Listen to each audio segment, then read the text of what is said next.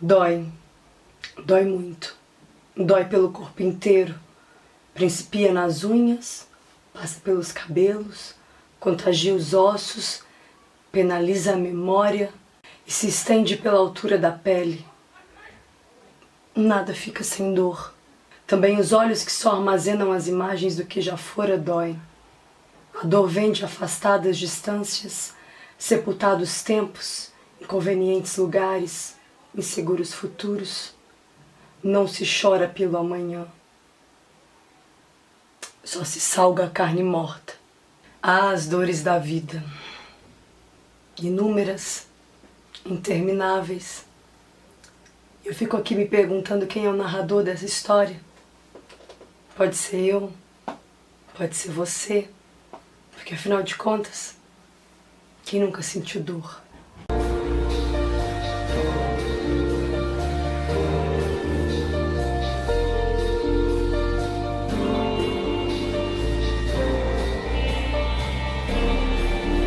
Primeiro eu quero começar esse vídeo pedindo desculpas pela minha voz, mas acreditem, ela está bem melhor do que hoje cedo. Hoje cedo não saía praticamente nada. Eu tô fazendo todas aquelas mandingas de mel, de própolis e de uma série de coisas pra ver se eu melhoro. E ela tá um pouquinho melhor. Mas eu não queria deixar o canal sem vídeo hoje, porque hoje é quarta-feira. Como eu dei uma leve melhorada, eu resolvi arriscar. E hoje eu vou falar deste livrito do autor querido Bartolomeu Campos de Queiroz, meu conterrâneo das Minas Gerais, nascido na cidade de Pará de Minas em 1944. O Bartolomeu, ele teve formação em educação e artes e foi um grande estudioso de filosofia. O Bartolomeu participou de importantes projetos de leitura no Brasil, como o Proler e o Biblioteca Nacional. Ele foi presidente da Fundação Clóvis Salgado, então se você é de BH, você deve conhecer o Palácio das Artes. Como escritor, o Bartolomeu ele publicou mais de 40 obras e aí bate aquela tristezinha, porque eu só li 3 obras dele, mas eu quero ler tudo, porque a escrita do Bartolomeu conversa muito comigo. Este foi o último livro do Bartolomeu publicado em vida, em 2011. Em janeiro do ano seguinte, o Bartolomeu vem a falecer. Póstumamente, no mesmo ano de 2012, o Bartolomeu ganha com Vermelho Amargo o Prêmio São Paulo de Literatura de Melhor Livro do Ano. Quem me acompanha no Instagram sabe que eu me encantei por este livro. Quando eu peguei, eu não conseguia largar, eu estava envolvida e eu não conseguia sair dessa história. Vocês sabem que eu só faço resenha de livro que eu amo, então nem preciso falar muita coisa. Bom, o primeiro parágrafo já me deixou estraçalhada, apenas. Este livrinho é uma novela de cunho autobiográfico. Logo, a gente encontra muito do Bartolomeu aqui. Muito da história dele, muito das suas experiências. E eu estava assistindo um vídeo que o Bartolomeu falava que o processo de escrita deste livro foi um processo lento. Ele escreveu em blocos. Olha, o processo da escrita do Vermelho Amargo foi um processo mais lento. Eu escrevi em bloco, lentamente.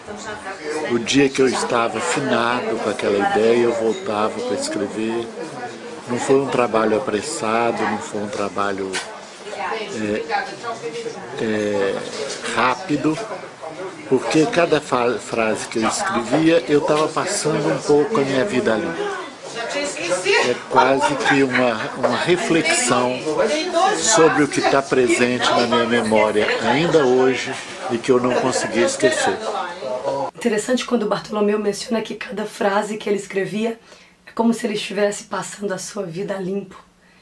E eu fiquei me perguntando o quanto isso também deve ser doloroso. E fazer uma reflexão do que está presente na memória e o que você não consegue esquecer é um processo muito profundo, muito intenso e é muito admirável esse trabalho do autor. Vermelho Amargo é uma prosa poética belíssima, então isso aqui é a personificação da poesia, é magnífico. E a gente tem um narrador, que a gente não sabe o nome, a gente não sabe a idade, mas a gente sabe que ele é uma criança. E esse narrador, ele revisita as suas memórias, ele revisita uma infância muito dolorosa, em que ele teve que lidar com a perda da mãe, muito cedo. Então esse garoto, ele sente a dor da ausência. E basicamente a história, ela vai narrar a movimentação dessa casa e das pessoas que vivem lá, através do olhar desse garoto.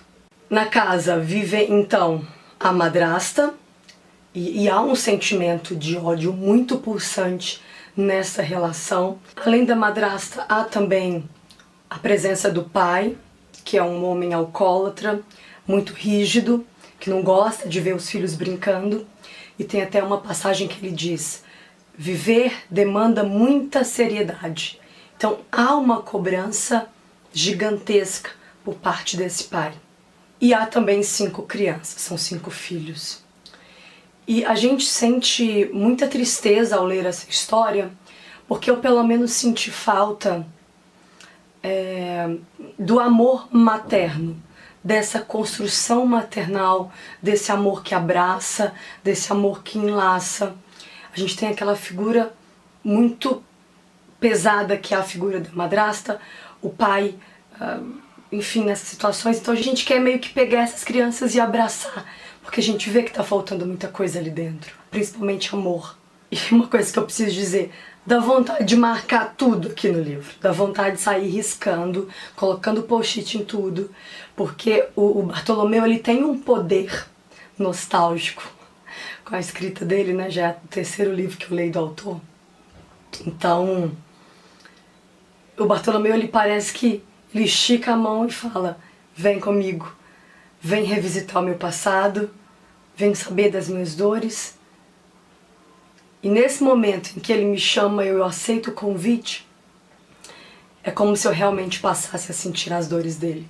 É importante que eu mencione que os acontecimentos deste livro são acontecimentos simples, corriqueiros, não há acontecimentos extraordinários, muito pelo contrário, é tudo muito simples.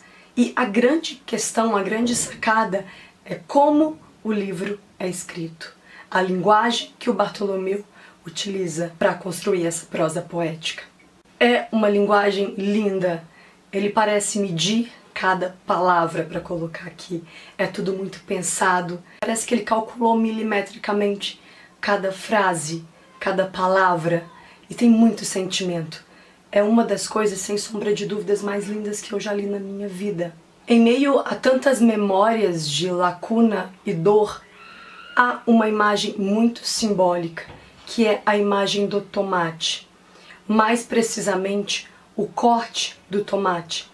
O tomate era um alimento que eles comiam diariamente naquela casa.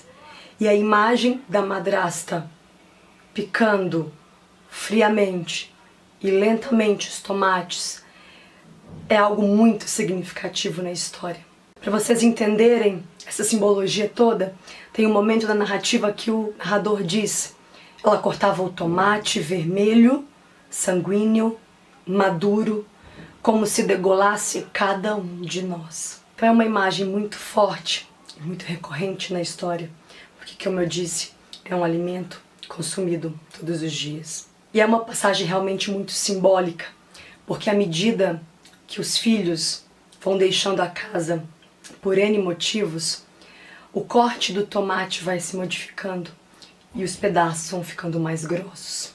Então há uma desconstrução dessa família e toda essa simbologia é construída através do cotidiano, através desse corte de tomates.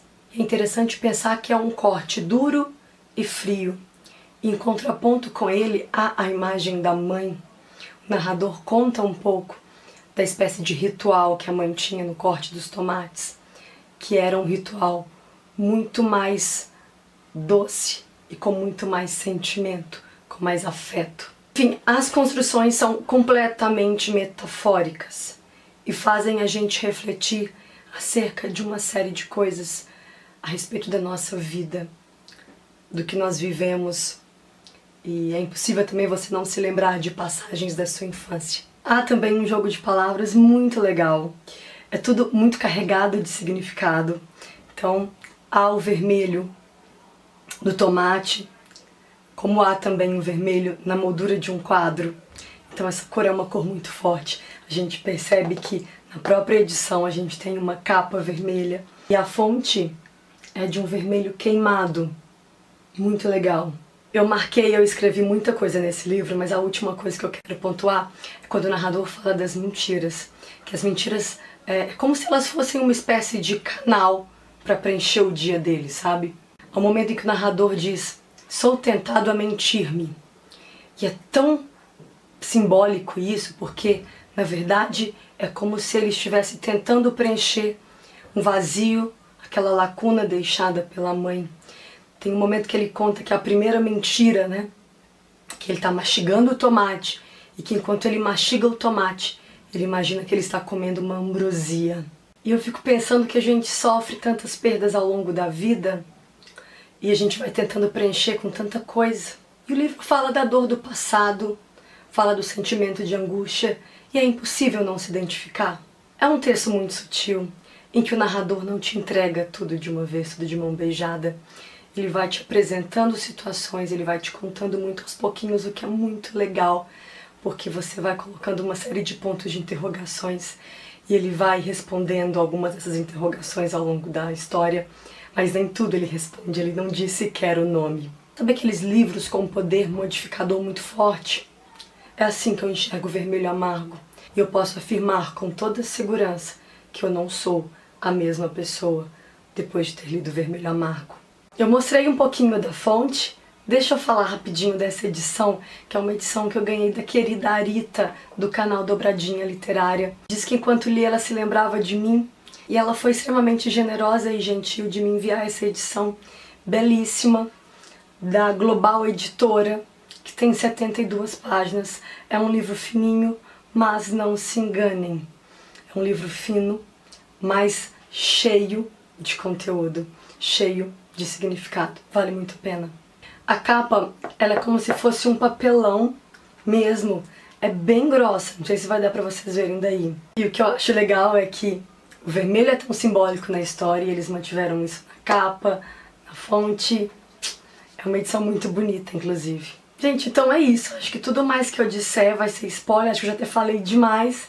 Espero que você se deliciem com essa obra. Quem já leu, conta nos comentários o que achou. Se também foi uma leitura especial. Me contem o que vocês já leram do Bartolomeu Campos Queiroz. Vamos bater um papo. Se você ficou interessado para ter essa edição, eu vou deixar aqui no box de informações o link de compra da Amazon.